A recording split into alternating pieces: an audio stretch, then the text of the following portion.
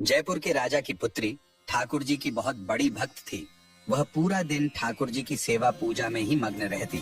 तो राजा की पुत्री का विवाह हुआ करौली राजस्थान में, जहां मदन मोहन जी अभी विराजते हैं।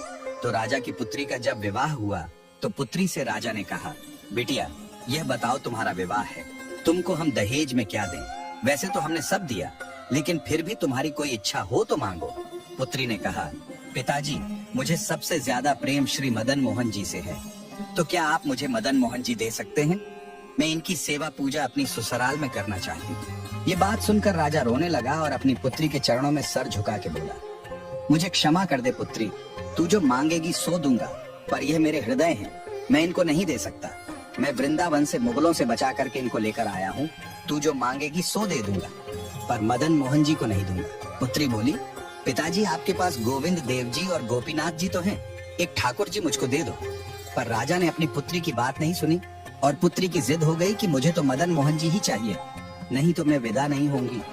राजा की पत्नी ने भी कहा, पुत्री इतना कह रही है तो आप दे दीजिए ना। तो राजा ने एक प्रस्ताव रखा। राजा बोला, अच्छा पुत्री एक काम करते हैं, मैं तेरी आंख पर पट्टी बांध करके मदन मोहन जी जैसे 7 स्वरूप तेरे सामने खड़ा करूंगा, जिनमें से 6 स्वरूप जो होंगे वह मैं बनवाऊंगा और 1 स्वरूप वास्तविक मदन मोहन जी होंगे। अगर तूने असली मदन मोहन जी को पहचान लिया तो मैं यह मान जाऊंगा कि तू नहीं, ठाकुर जी ही तेरे संग जाना चाहते हैं। तो राजकुमारी बोली, ठीक है।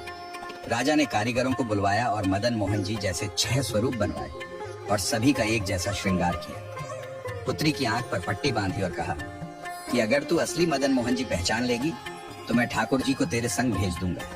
उसने हाँ तो बोल दिया, लेकिन वह कांपने लगी, घबराने लगी। वह रात्रि में जब सोई तो बहुत रोई और ठाकुर जी से कहने लगी, हे नाथ, अगर कहीं मैं आपको नहीं पहचान पाई, मेरे तो प्राणी ही निकल जाएंगे। विदा होना तो बहुत दूर की बात है।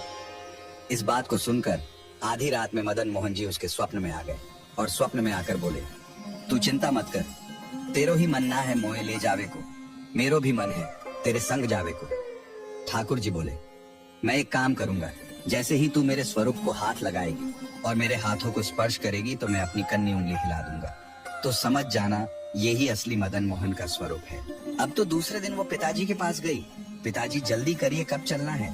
तो पिताजी बोले, बिटिया तू भी क्या याद रखेगी, मैंने ऐसे स्वरूप बनवाए हैं कि कोई बता ही नहीं सकता कि असली मदन मोहन कौन से हैं। पुत्री की आंख पर पट्टी बांधी गई और कहा, जाओ और ढूंढ लो असली मदन मोहन जी को।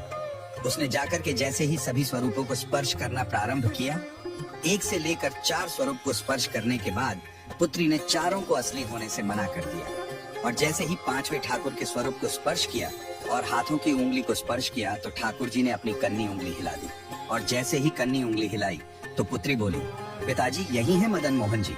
राजा के नेत्रों से आंसू गिर गए। राजा अपनी पुत्री के चरणों में गिर गए और उठ करके अपनी बिटिया को गले से लगा लिया और पुत्री के कान में बोले, मैंने ठाकुर जी की कन्नी उंगली हिलते हुए देख ली।